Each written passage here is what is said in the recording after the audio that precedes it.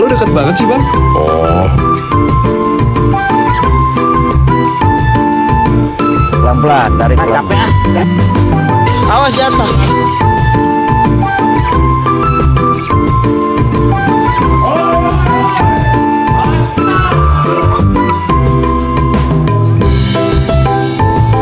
Gemes banget, jauh lucu banget. Adek, ih Allah anak juring, ih masih banget.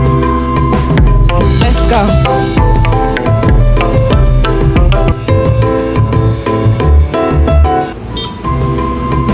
Ih gemoy banget. Ih.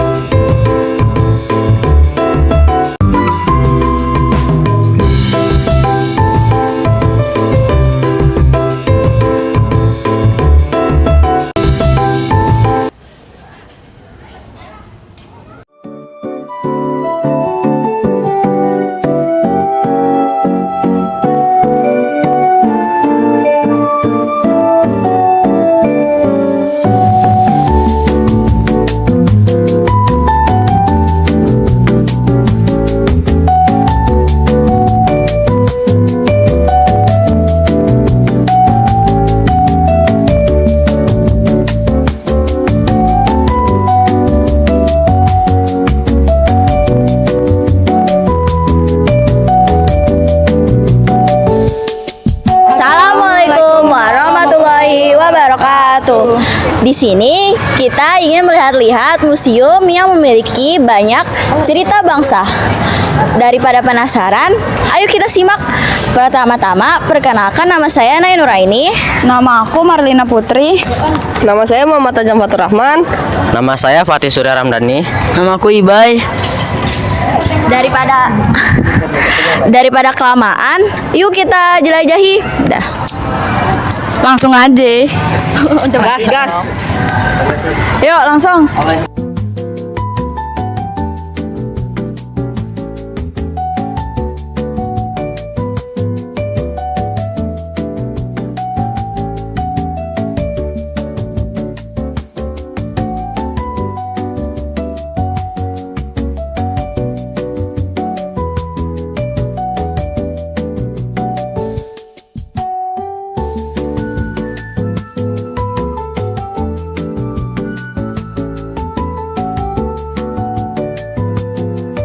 Kali ini aku di sini ingin menjelaskan tentang penjelajahan samudra yang dilakukan oleh bangsa Eropa untuk mendapatkan rempah-rempah di wilayah Nusantara.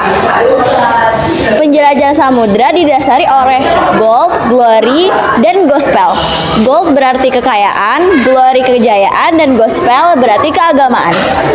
Bangsa Portugis dan bangsa Spanyol pelopornya, disusul bangsa Inggris dan Belanda. Jalur penjelajahan samudra masing-masing bangsa berbeda, menyesuaikan dengan perjanjian Tordesillas yang membagi menjadi dua bagian, garis hayal yang membentang kutub utara dan kutub selatan menjadi acuan pembagian. Daerah di sisi barat garis hayal menjadi kekuasaan Spanyol, sementara Portugis menguasai daerah sisi timur. Nah, lanjut ke timeline-nya. Pada 22 Juni 1596, Cornelis de Houtman berhasil memimpin kapal kongsi dagang Belanda mendarat di Banten. Lanjut ke 20 Maret 1602, perusahaan dagang Belanda dilakukan oleh F. Verenigde Oost-Indische Compagnie atau biasa disebut FOC atau Persekutuan Dagang Hindia Timur. Lanjut ke 30 Desember 1799, FOC mengalami kebangkrutan karena korupsi dalam kalangan pegawainya. Jadi di sini ada info tentang jalur kedatangan bangsa Eropa ke Nusantara. Yang garis ungu ini jalur kedatangan bangsa Belanda, lalu yang hijau bangsa Portugis, dan yang kuning bangsa Spanyol. Jadi ini adalah petanya. Ini tempat pelabuhannya nih.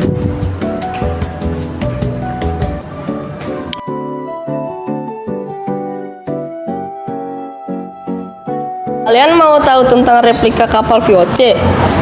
Nah, jadi pada abad ke-17, kerajaan Belanda sangat mendominasi jalur penjelajahan samudra. Tercatat 1058 buah kapal dengan ukuran beragam dikirim ke Nusantara untuk mengangkut rempah-rempah. Kapal dengan panjang 130 kaki atau 39,6 meter termasuk kategori kapal kecil. Sedangkan kapal yang panjang 142 kaki atau 43,3 meter disebut kapal besar yang dikenal dengan istilah retoursship. Kapal ini yang bertugas membawa muatan sumber daya alam ke Nusa Tenggara ke Belanda dan perjalanannya membutuhkan waktu 1 tahun.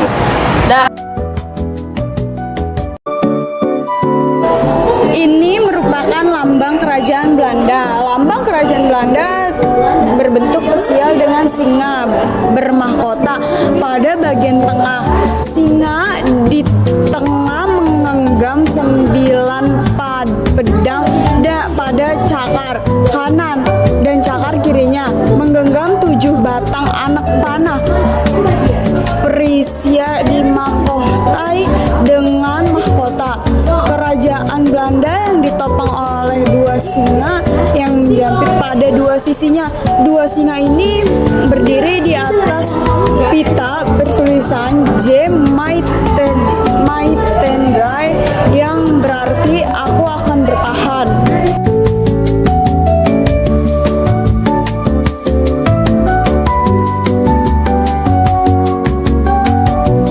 Ini adalah ruang media pembelajaran. Pembelajaran di Stavia lebih menekan praktek sehingga dibutuhkan media pembelajaran yang memudahkan simulasi dalam pembelajaran. Media pembelajaran ditempat dalam ruang tersendiri yang akan diambil oleh para pengajar pada saat akan memasuki ruang pembelajaran. Dan ini adalah ruang bedah. Di sini ada pasien yang menderita sakit ginjal.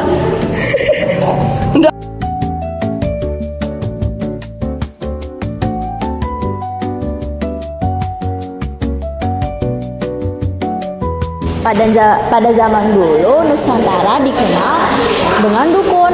Di sini aku akan menjelaskan mengenai dukun. Masyarakat Indonesia umumnya mengenal dukun sebagai orang yang memiliki kemampuan supranatural untuk mengobati, sehingga dukun memiliki kedudukan terhormat karena sering diminta bantuannya. Deketin. Suasana desa di Jawa. Pengetahuan dan keterampilan seorang dukun akan diwariskan secara turun-temurun kepada anggota keluarganya. Clifford Geertz dalam buku The Religion of Java menuliskan beberapa dukun yang berperan penting dalam proses siklus, pijat, dan khitan. Khitan ini adalah sunat ya, serta dukun jampi, dukun herbal. Dukun beranak merupakan orang yang membantu dalam merawat bayi yang baru dilahirkan. Dukun beranak harus memiliki kemampuan membuat jalan, yaitu simbol untuk memudahkan bayi saat lahir, memandikan dan memijat bayi, membuat jamu dan membuat parem, yaitu ramuan untuk dibalurkan kepada ibu yang melahirkan. Dukun khitan adalah orang yang ahli dalam memotong kulup atau kulit pada ujung alat kelamin agar mudah dibersihkan pada saat buang air kecil. Proses pemotongan kutub dilakukan dengan menggunakan alat bantu seperti penjepit bambu yang berfungsi menarik kulup, pengukur yang menentukan panjang kulup yang dipotong, dan sembilu bambu atau pisau yang memotong kulup. Anak yang sudah dihitam dianggap sudah dewasa atau akil balik. Lanjut ke dukun pijat. Dikenal pada masyarakat zaman dahulu. Ini terlihat pada relief candi yang menggambarkan raja dan ratu yang sedang dipijat. Dukun pijat dianggap mampu menyembuhkan penyakit dengan cara memusap, memijat, menepuk, memutar, atau menggerakkan tubuh bagian yang sakit. Pijat tidak hanya berfungsi untuk pengobatan tapi juga relaksasi dan kecantikan. Nah, ini adalah peralatan magic. Peralatan ini dipercaya untuk menolak bala. Ada keris Nyai Brojol dipercaya untuk mempermudah ibu yang melahirkan. Ada keris Kiamo pada masanya dipercaya dapat terhindar dari gangguan roh halus. Nah, ini adalah contoh-contoh alat khitan. Beberapa alat yang pernah dipakai untuk melakukan khitan atau sunat.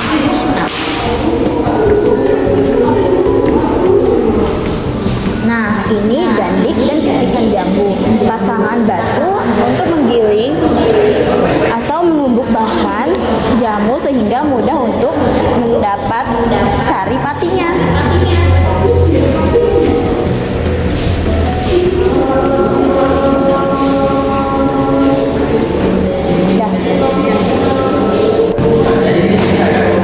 Nah, jadi di sini ada ruang pengobatan tradisional. Masyarakat Nusantara telah mengenal pengobatan tradisional sejak lama. Pengetahuan tersebut langsung diwarisi secara turun-menurun dari generasi ke generasi. Masyarakat tradisional mempercayai hal bersifat mistis atau supranatural sebagai penyebab datangnya suatu penyakit, yang proses penyembuhannya melalui bantuan dari dukun atau orang yang dianggap mempunyai kekuatan menyembuhkan. Dukun memiliki kedudukan terhormat di masyarakat karena berperan penting dalam upacara ritual masyarakat.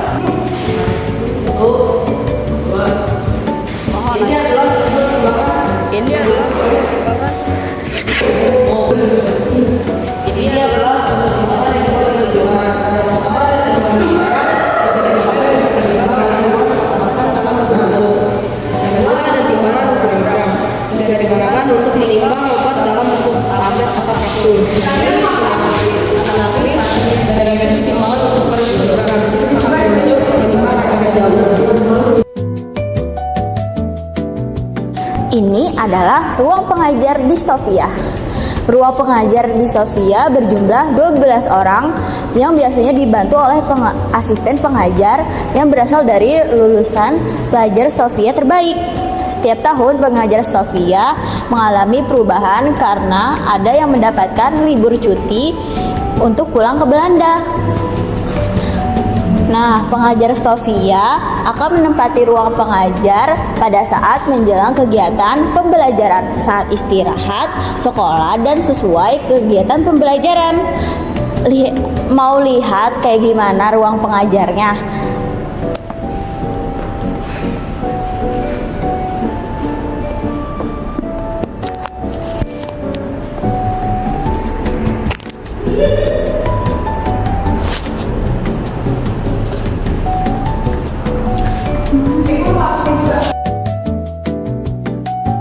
Nah, ini adalah ruang Memorial Hall Boy di Utomo. Ruang Memorial Hall Boy di Utomo menjadi saksi dari peristiwa terbentuknya organisasi Budi Utomo 20 Mei 1908. Berikut ini cerita Gunoman Mangipo Seomo tentang peristiwa tersebut. Tepat pukul 9 pagi semua sudah berkumpul. Pemuda Sukutomo mulai berbicara menjelaskan maksud dan tujuan pertemuan pagi itu. Beliau mengemukakan gagasan dan cita-citanya secara singkat, terang, dan jelas. Selesai Sukutomo bicara, reaksi para peserta hebat sekali. Semua tepuk tangan, gegap gembita pada setuju sepenuhnya. Gagasan Sukutomo dan teman-teman berhasil didirikanlah saat itu perkumpulan Budi Utomo, organisasi modern pertama dalam sejarah bangsa Indonesia dengan ketua Sukutomo.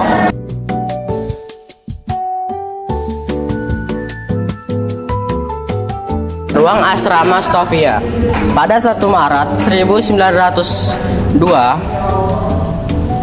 kegiatan pendidikan kedokteran pindah ke gedung School of Planning for Inside Arsten, Stovia, atau Sekolah Pendidikan Kedokteran Bumi Putra. Gedung Stovia dirancang untuk memenuhi semua kebutuhan para pelajar, sehingga dilengkapi dengan beragam fasilitas pendukung kegiatan pendidikan. Pelajar Stovia harus tinggal dalam asrama yang memiliki peraturan sangat ketat. Semua penghuni dituntut untuk hidup disiplin dan tanggung jawab. Aktivitas para pelajar diawasi oleh pengawas asrama yang dipanggil support, yang setiap malam dikeliling asrama untuk memeriksa kondisi ruangan dan penghuninya.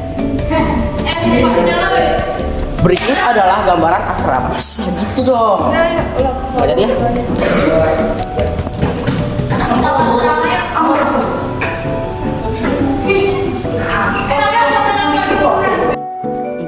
Ayo.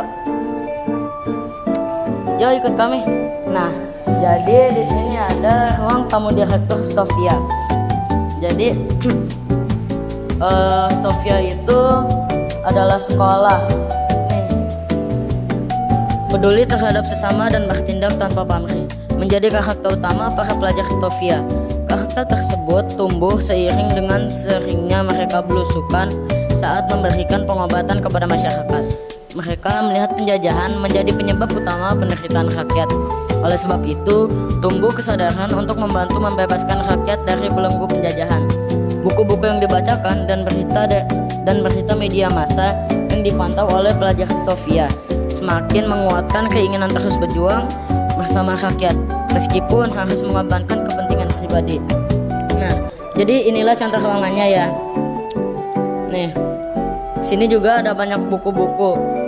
Buku-buku ini berisi ensiklopedia tentang Amerika. Lalu ada juga sini mesin ketik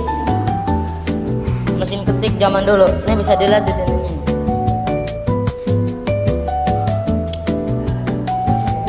Dah yuk. Selanjutnya masih di tempat yang sama.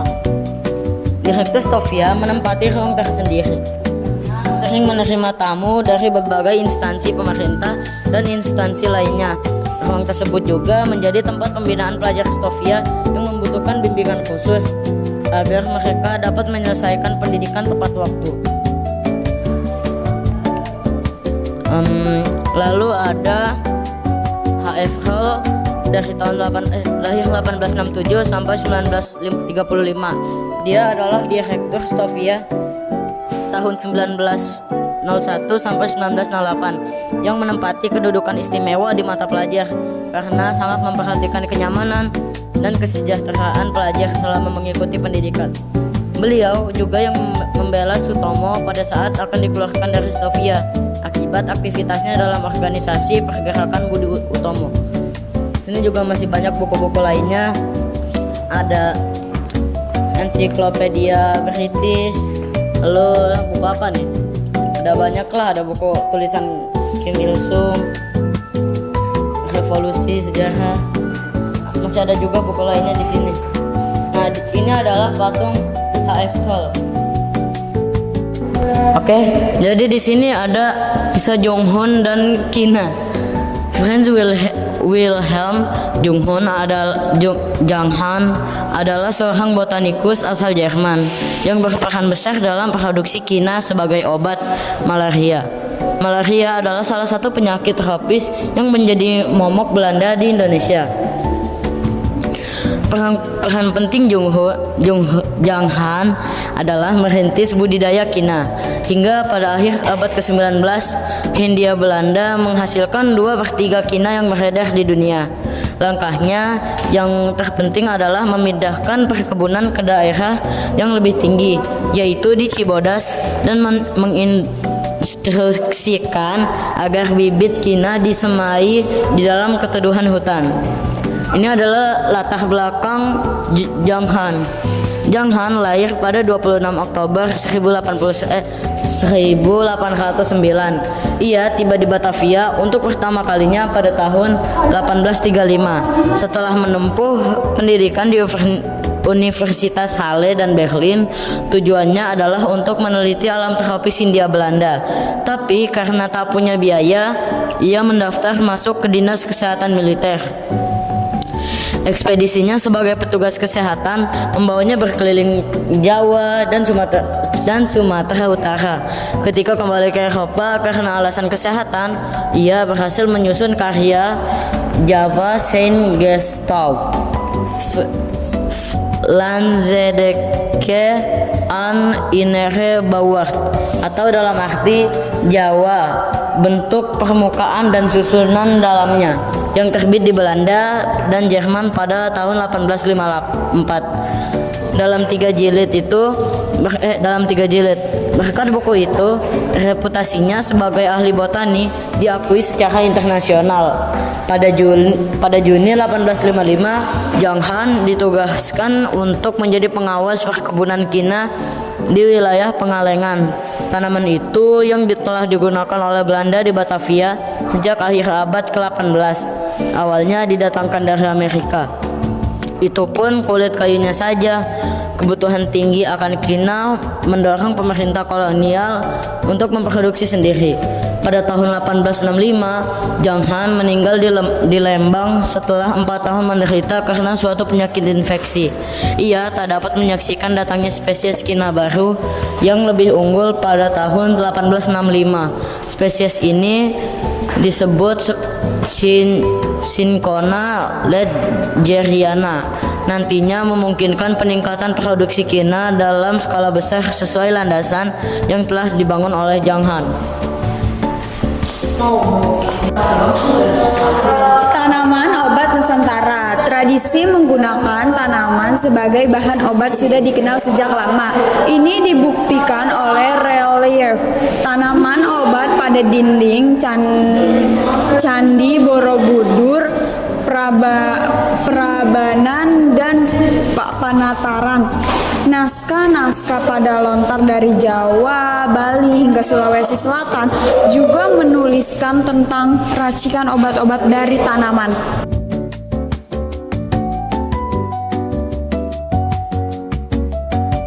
Sekolah Dokter Jawa. Latar belakang didirikannya Sekolah Dokter Jawa adalah pertimbangan Gubernur Jenderal Duimaer Van Tuyes untuk mendirikan sekolah khusus petugas vaksin guna menangani wabah cacar di sepanjang pantai utara Pulau Jawa dan wilayah Keresidenan Budaya Banyumas. Nih, gini, dah Mustika. Bilang dulu, itu ada geologi. Ini ada geolotai.